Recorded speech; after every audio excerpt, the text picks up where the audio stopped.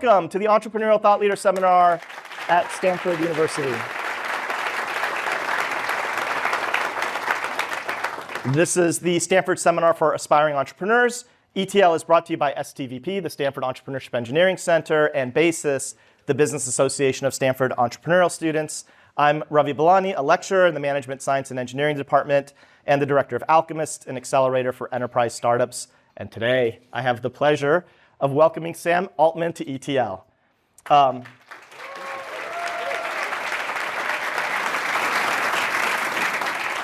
Sam is the co-founder and CEO of OpenAI. Open is not a word I would use to describe the seats in this class, and so I think by virtue of that everybody already probably knows OpenAI, but for those who don't, OpenAI is the research and deployment company behind ChatGPT, DALL-E, and Sora. Sam's life is a pattern of breaking boundaries and transcending what's possible, both for himself and for the world. He grew up in the Midwest in St. Louis, came to Stanford, took ETL as an undergrad, and we held on to Stanford for Sam for 2 years. He studied computer science, and then after his sophomore year, he joined the inaugural class of Y Combinator with a social mobile app company called Looped, that then went on to go raise money from Sequoia and others. He then dropped out of Stanford, spent 7 years on Looped, which got acquired, and then he rejoined Y Combinator in an operational role. He became the president of Y Combinator from 2014 to 2019, and then in 2015, he co-founded OpenAI as a nonprofit research lab with the mission to build general-purpose artificial intelligence that benefits all humanity. OpenAI has set the record for the fastest-growing app in history with the launch of ChatGPT, which grew to 100 million active users just 2 months after launch. Sam was named one of Time's 100 most influential people in the world. He was also named Time's CEO of the Year in 2023. And he was also most recently added to Forbes' list of the world's billionaires. Sam lives with his husband in San Francisco and splits his time between San Francisco and Napa. And he's also a vegetarian. And so with that, please join me in welcoming Sam Altman to the stage.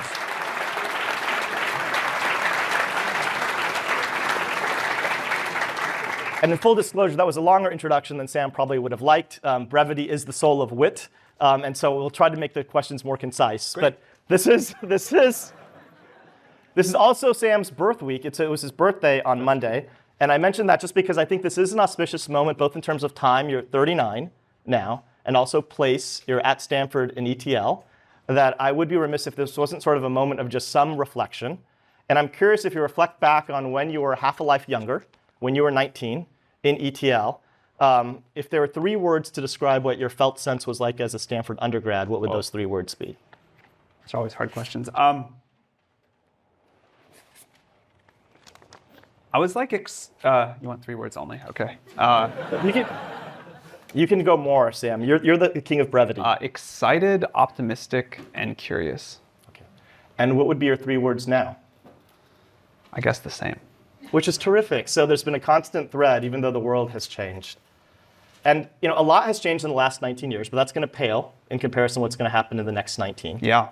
And so I need to ask you for your advice if you were a Stanford undergrad today. So if you had a Freaky Friday moment, tomorrow you wake up and suddenly you're 19 inside of a Stanford undergrad, knowing everything you know, what would you do? Would you drop out? I'd be very happy. I would feel like I was like coming of age at the luckiest time, like in several centuries probably. I think the degree to which the world is gonna change and the opportunity to impact that, starting a company, doing AI research, any number of things is like quite remarkable. I think this is probably the best time to start. I think I would say this. I think this is probably the best time to start a company since the internet at least, and maybe kind of like in the history of technology. I think with what you can do with AI is like gonna just get more remarkable every year. And the greatest companies get created at times like this. The most impactful new products get built at times like this. So I would feel incredibly lucky, and I would be determined to make the most of it, and I would go figure out like where I wanted to contribute and do it. And do you have a bias on where would you contribute? Would you want to stay as a student? And if so, would you major in a certain major, given the pace of change? Probably I would not stay as a student, but only because like I didn't, and I think it's like reasonable to assume people kind of are going to make the same decisions they would make again. I think staying as a student is a perfectly good thing to do. It would probably not be what I would have picked. No, and this is you. This is you. So you have the Freaky Friday moment. It's you. You're reborn as a 19-year-old. And would you? Yeah.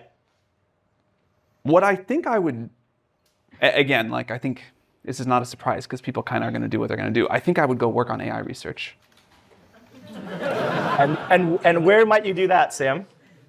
I mean, obviously I have a bias towards OpenAI, but I think anywhere I could like do meaningful AI research, I would be like very thrilled about. So you'd be agnostic if that's academia or private industry. I say this with sadness. I think I would pick industry, realistically. I think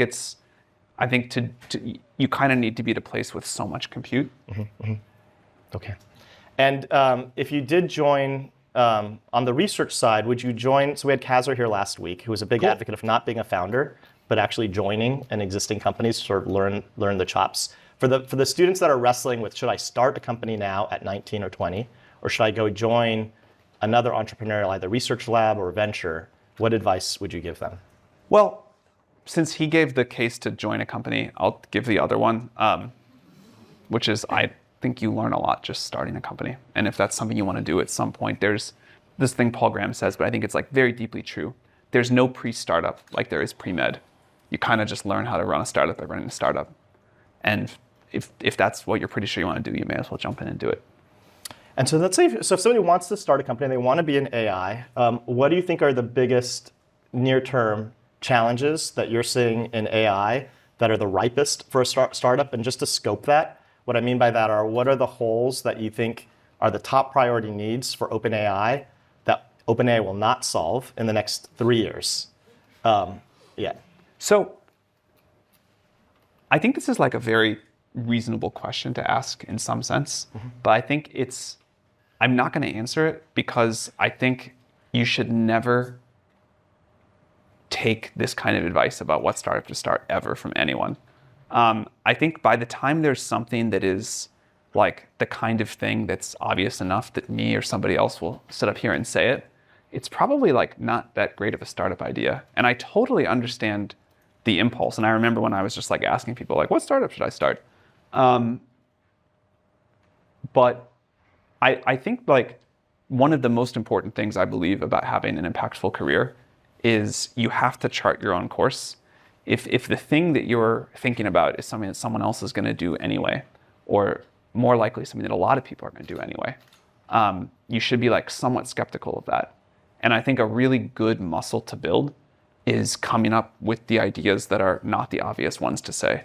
So I don't know what the really important idea is that I'm not thinking of right now, but I'm very sure someone in this room does it, knows what that answer is. And I think learning to trust yourself and come up with your own ideas and do the very like non-consensus things. Like when we started OpenAI, that was an extremely non-consensus thing to do. And now it's like the very obvious thing to do. Now I only have the obvious ideas because I'm just like stuck in this one frame, but I'm sure you all have the other ones. But so can I ask it another way? And I don't know if this is fair or not, but what questions then are you wrestling with that no one else is talking about? How to build really big computers. I mean, I think other people are talking about that, but we're probably like looking at it through a lens that no one else is quite imagining yet. I mean, we're definitely wrestling with how when we make not just like grade school or middle schooler level intelligence, but like PhD level intelligence and beyond, the best way to put that into a product, the best way to have a positive impact with that on society and people's lives, we don't know the answer to that yet. So I think that's like a pretty important thing to figure out. Okay. And can we continue on that thread then of how to build really big computers, if that's really what's on your mind? Can you share, I know there's been a lot of speculation and probably a lot of hearsay too about the semiconductor foundry endeavor that you are reportedly embarking on. Can you share what would make, what's the vision? What would make this different than others that are out there? It's not just foundries, although that's part of it. It's like, if you believe, which we increasingly do at this point, that AI infrastructure is going to be one of the most important inputs to the future, this commodity that everybody's going to want, and that is energy, data centers, chips, chip design, new kinds of networks. It's how we look at that entire ecosystem and how we make a lot more of that. And I don't think it'll work to just look at one piece or another, but we got to do the whole thing. Okay, so there's multiple big problems. Yeah, I think like just this is the arc of human technological history as we build bigger and more complex systems. And does it grow? So, in terms of just like the compute cost, correct me if I'm wrong, but ChatGPT 3 was, I've heard it was $100 million to do the model, and it was 175 billion parameters. GPT-4 cost $400 million with 10x the parameters. It was almost 4x the cost, but 10x the parameters. Correct me, adjust me. You know it, I don't. I do know it, but I won't. Oh, you can. You're invited to. This is Stanford, Sam. Okay. But even if you don't want to correct the actual numbers, if that's directionally correct, does the cost, do you think, keep growing with each subsequent? Yes. And does it keep growing multiplicatively? Probably. I mean, and so yeah. then the question then becomes, how do you capitalize that? Well, look, I kind of think that giving people really capable tools and letting them figure out how they're going to use this to build the future is a super good thing to do and is super valuable. And I am super willing to bet on the ingenuity of you all and everybody else in the world to figure out what to do about this. So there is probably some more business-minded person than me at OpenAI somewhere that is worried about how much we're spending, but I kind of don't. Okay, so that doesn't cross it. So, OpenAI is phenomenal. ChatGPT is phenomenal. Everything else, all the other models are phenomenal. You burned $520 million of cash last year. That doesn't concern you in terms of thinking about the economic model of how do you actually, where's going to be the monetization source? Well, first of all, that's nice of you to say, but ChatGPT is not phenomenal. Like ChatGPT is like mildly embarrassing at best. GPT-4 is the dumbest model any of you will ever have to use again by a lot. But it's like important to ship early and often, and we believe in iterative deployment. Like if we go build AGI in a basement, and then the world is like kind of blissfully walking blindfolded along. I don't think that makes us like very good neighbors. So I think it's important, given what we believe is going to happen, to express our view about what we believe is going to happen.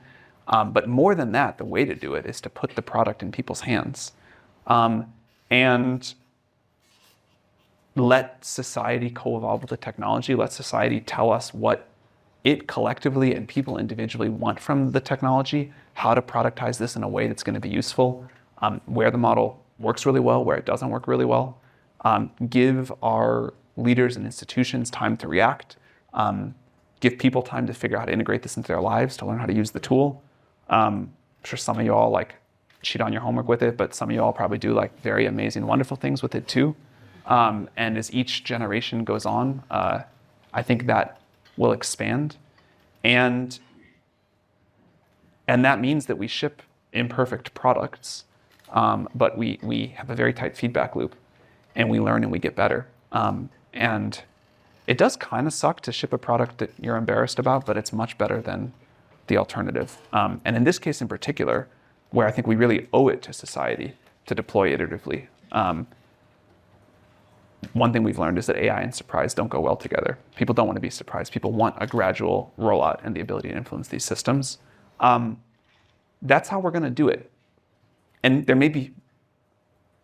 could totally be things in the future that would change where we think iterative deployment isn't such a good strategy. But it does feel like the current best approach that we have. And I think we've gained a lot from doing this. And hopefully the larger world has gained something too. Whether we burn 500 million a year or 5 billion or 50 billion a year, I don't care. I genuinely don't. As long as we can, I think, stay on a trajectory where eventually we create way more value for society than that, and as long as we can figure out a way to pay the bills, like we're making AGI. It's going to be expensive. It's totally worth it. And so do you have I hear you. Do you have a vision in 2030 of what, if I say you crushed it, Sam, it's 2030, you crushed it, what does the world look like to you? Maybe in some very important ways, not that different. we will be back here. There will be like a new set of students. We'll be talking about how startups are really important. Technology is really cool. We'll have this new great tool in the world. It would feel amazing if we got to teleport forward 6 years today and have this thing that was like smarter than humans in many subjects and could do these complicated tasks for us. And, like we could have these like complicated program written or this research done or this business started. And yet like the sun keeps rising, the like people keep having their human dramas, life goes on. So sort of like super different in some sense that we now have like abundant intelligence at our fingertips. And then in some other sense, like not different at all. Okay. And you mentioned artificial general intelligence, AGI, artificial general intelligence. And in a previous interview, you defined that as software that could mimic the median competence of a median human for tasks. Yeah. Can you give me, is there a time, if you had to do a best guess of when you think, or a range of when you feel like that's going to happen? I think we need a more precise definition of AGI for the timing question, because at this point, even with like the definition you just gave, which is a reasonable one, I'm parroting back what you said in an interview. Well, that's good because I'm going to criticize myself. Okay. It's too loose of a definition. There's too much room for misinterpretation in there to, I think, be really useful or get at what people really want. Like, I kind of think what people want to know when they say, like, what's the timeline to AGI is, like, when is the world going to be super different? When is the rate of change going to get super high? When is the way the economy works going to be really different? Like, when does my life change? And that, for a bunch of reasons, may be very different than we think. Like, I can totally imagine a world where we build PhD-level intelligence in any area. And, we can make researchers way more productive. Maybe we can even do some autonomous research. And in some sense, like, that sounds like it should change the world a lot. And I can imagine that we do that, and then we can detect no change in global GDP growth for like years afterwards, something like that. Which is very strange to think about. And it was not my original intuition of how this was all going to go. So I don't know how to give a precise timeline of when we get to the milestone people care about. But when we get to systems that are way more capable than we have right now, 1 year and every year after. And that, I think, is the important point. So I've given up on trying to give the AGI timeline, but I think every year for the next many, we have dramatically more capable systems every year. I want to ask about the dangers of AGI. And gang, I know there's tons of questions for Sam. In a few moments, I'll be turning it up, so start thinking about your questions. A big focus on Stanford right now is ethics. And can we talk about how you perceive the dangers of AGI, and specifically, do you think the biggest danger from AGI is going to come from a cataclysmic event which makes all the papers, or is it going to be more subtle and pernicious, sort of like like how everybody has ADD right now from using TikTok? Right. Are you more concerned about the subtle dangers or the cataclysmic dangers, or neither? I'm more concerned about the subtle dangers because I think we're more likely to overlook those. The cataclysmic dangers, a lot of people talk about and a lot of people think about, and I don't want to minimize those. I think they're really serious and a real thing. But I think we at least know to look out for that and spend a lot of effort. The example you gave of everybody getting ADD from TikTok or whatever, I don't think we knew to look out for. And that's a really hard, the unknown unknowns are really hard, and so I'd worry more about those, although I worry about both. And are they unknown unknowns? Are there any that you can name that you're particularly worried about? Well, then I would they'd be unknown.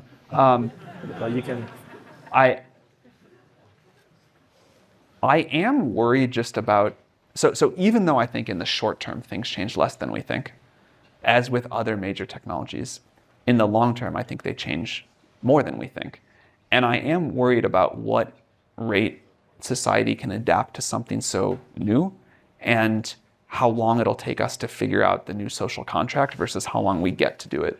I'm worried about that. I'm gonna open it up soon. So I want to ask you a question about one of the key things that we're now trying to inculcate into the curriculum as things change so rapidly is resilience. That's really good. And and the cornerstone of resilience is self-awareness. And I'm wondering, if you feel that you're pretty self-aware of your driving motivations as you are embarking on this journey. So first of all, I think I believe resilience can be taught. I believe it has long been one of the most important life skills. And in the future, I think over the next couple of decades, I think resilience and adaptability will be more important than they've been in a very long time. So I think that's really great. On the self-awareness question, I think I'm self-aware, but I think like everybody thinks they're self-aware, and whether I am or not is sort of like hard to say from the inside. And can I ask you sort of the questions that we ask in our intro classes on self-awareness? Sure. It's like the Peter Drucker framework. So what do you think your greatest strengths are, Sam? I think I'm not great at many things, but I'm good at a lot of things. And I think breadth has become an underrated thing in the world. Everyone gets like hyper specialized. So if you're good at a lot of things, you can seek connections across them. I think you can then kind of come up with the ideas that are different than everybody else has, or that sort of the experts in one area have. And what are your most dangerous weaknesses? Most dangerous, that's an interesting framework for it. I think I have like a general bias to be too pro-technology, just because I'm curious and I want to see where it goes, and I believe that technology is on the whole a net good thing. But I think that is a worldview that has overall served me and others well, and thus gotten like a lot of positive reinforcement, and is not always true. And when it's not been true, has been like pretty bad for a lot of people. And then Harvard psychologist David McClelland has this framework that all leaders are driven by one of three primal needs: a need for affiliation, which is a need to be liked, a need for achievement, and a need for power. If you had to rank list those, what would be yours? I think at various times in my career, all of those, I think they're these like levels that people go through. At this point, I feel driven by like wanting to do something useful and interesting. Okay. And but I think I definitely had like the money and the power and the status phases. Okay. And then where were you when you last felt most like yourself? I always, You always feel yeah. like yourself. That's good. Okay. And then one last question, and what are you most excited about with ChatGPT 5 that's coming out that people don't? What are you most excited about with the release of ChatGPT 5 that we're all going to see? I don't know yet. I mean, this sounds like a cop-out answer, but I think the most important thing about GPT-5 or whatever we call that is just that it's going to be smarter. And this sounds like a dodge, but I think that's like among the most remarkable facts in human history, that we can just do something and we can say right now with a high degree of scientific certainty, GPT-5 is going to be a lot smarter than GPT-4. GPT-6 is going to be a lot smarter than GPT-5. And we are not near the top of this curve, and we kind of know what to do. And this is not like it's going to get better in one area. This is not like we're going to, it's not that it's always going to get better at this eval or this subject or this modality. It's just going to be smarter in the general sense. And I think the gravity of that statement is still like underrated. Okay, that's great. Sam, guys, Sam is really here for you. He wants to answer your question. So we're going to open it up. Hello. Thank you so much for joining us. I'm a junior here at Stanford. I sort of wanted to talk to you about responsible deployment of AGI. So as you guys continually inch closer to that, how do you plan to deploy that responsibly at OpenAI, to prevent stifling human innovation and continue to spur that? So I'm actually not worried at all about stifling of human innovation. I really deeply believe that people will just surprise us on the upside with better tools. I think all of history suggests that if you give people more leverage, they do more amazing things. And that's kind of like, we all get to benefit from that. That's just kind of great. I am, though, increasingly worried about how we're going to do this all responsibly. I think as the models get more capable, we have a higher and higher bar. We do a lot of things like red teaming and external audits, and I think those are all really good. But I think as the models get more capable, we'll have to deploy even more iteratively, have an even tighter feedback loop on looking at how they're used and where they work and where they don't work. And this world that we used to do, where we can release a major model update every couple of years, we probably have to find ways to like increase the granularity on that and deploy more iteratively than we have in the past. And it's not super obvious to us yet how to do that, but I think that'll be key to responsible deployment. And also the way we kind of have all of the stakeholders negotiate what the rules of AI need to be, that's going to get more complex over time too. Thank you. Next question over here. You mentioned before that there's a growing need for larger and larger computers and faster computers.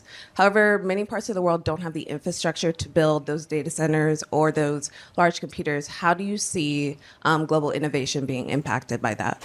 So 2 parts to that. One, no matter where the computers are built, I think global and equitable access to use the computers for training as well as inference is super important. One of the things that's like very core to our mission is that we make ChatGPT available for free to as many people as want to use it, with the exception of certain countries where we either can't or don't, for a good reason, want to operate. How we think about making training compute more available to the world is going to become increasingly important. I do think we get to a world where we sort of think about it as a human right to get access to a certain amount of compute, and we got to figure out how to like distribute that to people all around the world. There's a second thing though, which is I think countries are going to increasingly realize the importance of having their own AI infrastructure, and we want to figure out a way, and we're now spending a lot of time traveling around the world to build them in the many countries that will want to build these, and I hope we can play some small role there in helping that happen. Terrific, thank you. My question was, what role do you envision for AI in the future of like space exploration or like colonization? I think space is like not that hospitable for biological life, obviously. And so if we can send the robots, that seems easier.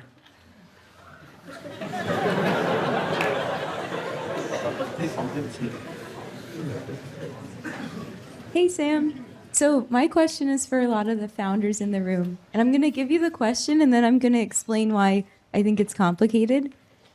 So my question is about how you know an idea is non-consensus. And the reason I think it's complicated is because it's easy to overthink. I think today, even yourself says AI is the place to start a company. I think that's pretty consensus. Maybe rightfully so. It's an inflection point. I think it's hard to know if an idea is non-consensus depending on the group that you're talking about. The general public has a different view of tech from the tech community, and even tech elites have a different point of view from the tech community. So I was wondering how you verify that your idea is non-consensus enough to pursue. I mean, first of all, what you really want is to be right. Being contrarian and wrong still is wrong. And if you predicted like 17 out of the last 2 recessions, you probably were contrarian for the 2 you got right, probably, not even necessarily. But you were wrong 15 other times. And so I think it's easy to get too excited about being contrarian. And again, like the most important thing is to be right. And the group is usually right. But where the most value is when you are contrarian and right. And that doesn't always happen in like sort of a 0 or 1 kind of way. Like everybody in the room can agree that AI is the right place to start a company. And if one person in the room figures out the right company to start and then successfully executes on that and everybody else thinks, oh, that wasn't the best thing you could do, that's what matters. So it's okay to kind of like go with conventional wisdom when it's right and then find the area where you have some unique insight. In terms of how to do that, I do think surrounding yourself with the right peer group is really important, and finding original thinkers is important. But there is part of this where you kind of have to do it solo, or at least part of it solo, or with a few other people who are like, you know, going to be your co-founders or whatever. And I think by the time you're too far in the like, how can I find the right peer group, you're somehow in the wrong framework already. So like learning to trust yourself and your own intuition and your own thought process, which gets much easier over time. No one, no matter what they say, I think is like truly great at this when they're just starting out. Yeah, because like you kind of just haven't built the muscle, and like all of your social pressure and all of like the evolutionary pressure that produced you was against that. So it's something that like you get better at over time, and don't hold yourself to too high of a standard too early on it. Hi, Sam. I'm curious to know what your predictions are for how energy demand will change in the coming decades and how we achieve a future where renewable energy sources are 1 cent per kilowatt hour. I mean, it will go up for sure. Well, not for sure. You can come up with all these weird ways in which like depressing futures where it doesn't go up. I would like it to go up a lot. I hope that we hold ourselves to a high enough standard where it does go up. I forget exactly what the kind of world's electrical generating capacity is right now, but let's say it's like 3,000, 4,000 gigawatts, something like that. Even if we add another 100 gigawatts for AI, it doesn't materially change it that much. But it changes it some, and if we start at 1,000 gigawatts for AI someday, that's a material change. But there are a lot of other things that we want to do, and energy does seem to correlate quite a lot with quality of life we can deliver for people. My guess is that fusion eventually dominates electrical generation on Earth. I think it should be the cheapest, most abundant, most reliable, densest source. I could be wrong on that, and it could be solar plus storage. And my guess most likely is it's going to be 80-20 one way or the other, and there'll be some cases where one of those is better than the other. But those kind of seem like the two bets for like really global scale 1 cent per kilowatt hour energy. Hi, Sam. I have a question. It's about OpenAI drama happened last year. So what's the lesson you learned? Because you talk about resilience. So what's the lesson you learned from left that company and now coming back? And what made you coming back? Because Microsoft also give you offer. Yeah. Can you share more? I mean, the best lesson I learned was that we had an incredible team that totally could have run the company without me, and did for a couple of days. And also that the team was super resilient. Like, we knew that some crazy things, and probably more crazy things, will happen to us between here and AGI, as different parts of the world have stronger and stronger emotional reactions, and the stakes keep ratcheting up. And I thought that the team would do well under a lot of pressure, but you never really know until you get to run the experiment. And we got to run the experiment, and I learned that the team was super resilient and like ready to kind of run the company. In terms of why I came back, I originally, so it was like the next morning, the board called me and were like, "What do you think about coming back?" And I was like, "No, I'm mad." And then I thought about it, and I realized just like how much I loved OpenAI, how much I loved the people, the culture we had built, the mission, and I kind of like wanted to finish it all together. You emotionally. I just want to. This is obviously a really sensitive and it's not. But I imagine that was one. Okay. Well, then can we talk about the structure about it? Because this Russian doll structure of the OpenAI, where you have the nonprofit owning the for-profit. When we're trying to teach principle-driven entrepreneurship. We got to the structure gradually. It's not what I would go back and pick if we could do it all over again.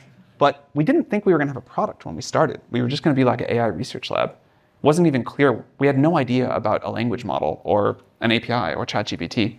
So if you're going to start a company, you got to have like some theory that you're going to sell a product someday. And we didn't think we were going to. We didn't realize we were going to need so much money for compute. We didn't realize we were going to like have this nice business. So what was your intention when you started it? We just wanted to like push AI research forward. Okay. We thought that. And I know this gets back to motivations, but that's the pure motivation. There's no motivation around making money or power. I cannot overstate how foreign of a concept, like. I mean, for you personally, not for OpenAI, but you weren't starting. Well, I had already made a lot of money, so it was not like a big. I mean, I don't want to like claim some like moral purity here. It was just like that was the phase of my life. That's not a driver. A big driver. Okay. Because there's this, and the reason why I'm asking is just, when we're teaching about principle-driven entrepreneurship here, you can understand principles inferred from organizational structures.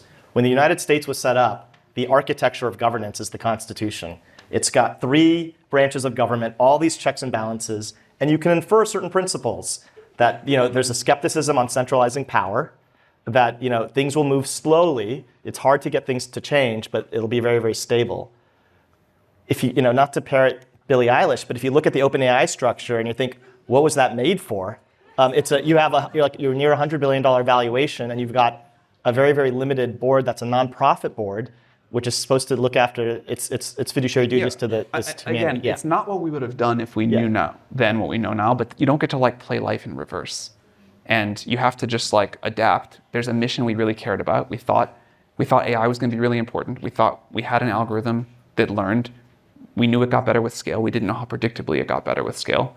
And we wanted to push on this. We thought this was going to be a very important thing in human history. And we didn't get everything right, but we were right on the big stuff, and our mission hasn't changed. And we've adapted the structure as we go, and we'll adapt it more in the future. But you don't, life is not a problem set. You don't get to solve everything really nicely all at once. It doesn't work quite like it works in the classroom as you're doing it. And my advice is just trust yourself to adapt as you go. It'll be a little bit messy, but you can do it. And I just asked this because of the significance of OpenAI. You have a board which is all supposed to be independent financially, so that they're making these decisions as a nonprofit, thinking about their stakeholder that they are fiduciary of isn't the shareholders, it's humanity. Everybody's independent. There's no financial incentive that anybody has that's on the board, including yourself with OpenAI. Well, Greg was, okay, first of all, I think making money is a good thing. I think capitalism is a good thing. My co-founders on the board have had financial interest, and I've never once seen them not take the gravity of the mission seriously.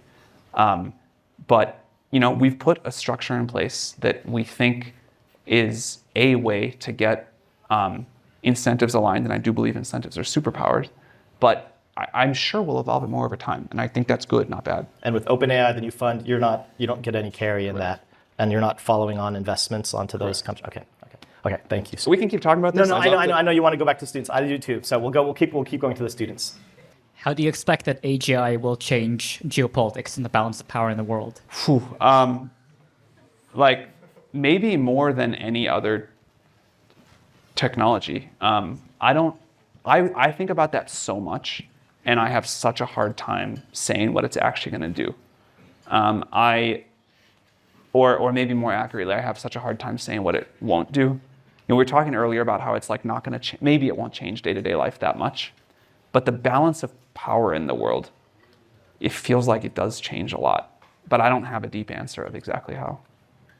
Thanks so much. I was wondering, in the deployment of general intelligence and also responsible AI, how much do you think is it necessary that AI systems are somehow capable of recognizing their own insecurities or uncertainties and actually communicating them to the outside world? I always get nervous anthropomorphizing AI too much because I think it can lead to a bunch of weird oversights. But if we say how much can AI recognize its own flaws, I think that's very important to build.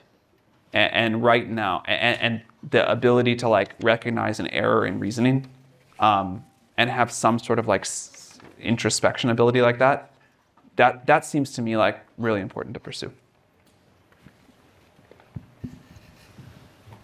Hey Sam, thank you for giving us some of your time today and coming to speak. From the outside looking in, we all hear about the culture and togetherness of OpenAI. In addition to the intensity and speed at which you guys work at, clearly seen from ChatGPT and all your breakthroughs, and also in when you were temporarily removed from the company by the board and how all of your employees tweeted, OpenAI is nothing without its people. What would you say is the reason behind this? Is it the binding mission to achieve AGI or something even deeper? What is pushing the culture every day? I think it is the shared mission. I think people like each other, and we feel like we're in the trenches together doing this really hard thing. But I think it really is deep sense of purpose and loyalty to the mission. And when you can create that, I think it is the strongest force for success at at least that I've seen among startups.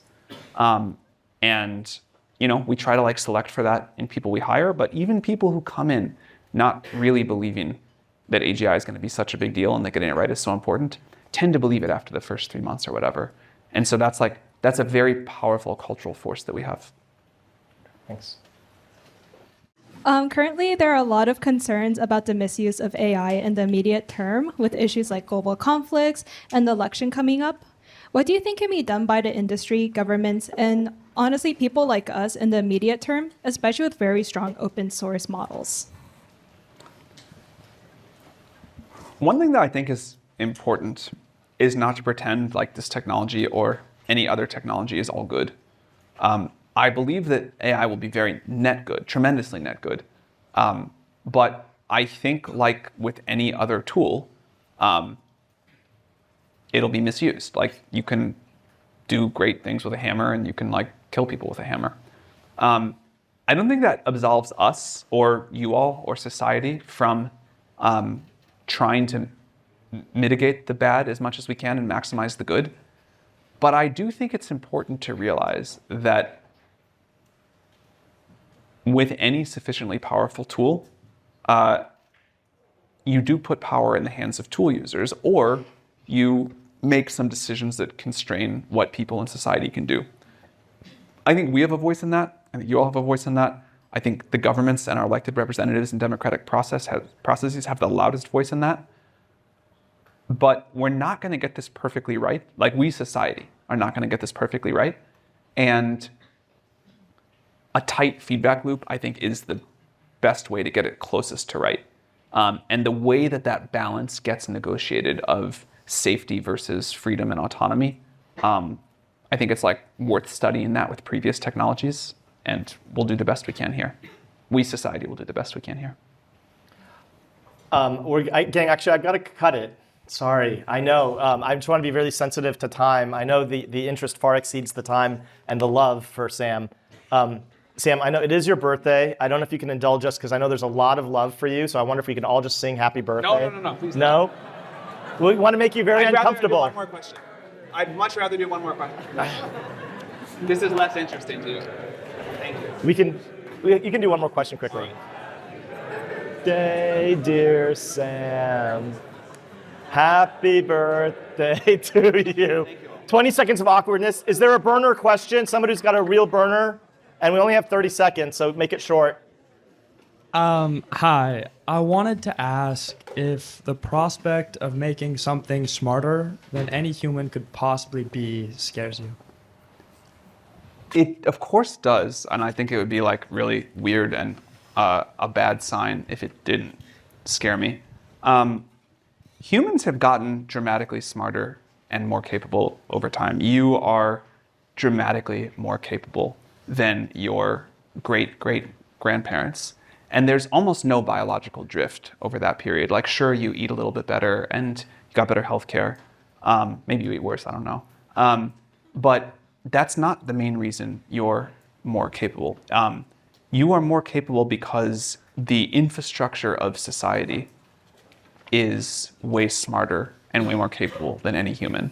And through that, it made you, society, people that came before you, made you the internet, the iPhone, a huge amount of knowledge available at your fingertips, and you can do things that your predecessors would find absolutely breathtaking. Society is far smarter than you now. Society is an AGI as far as you can tell.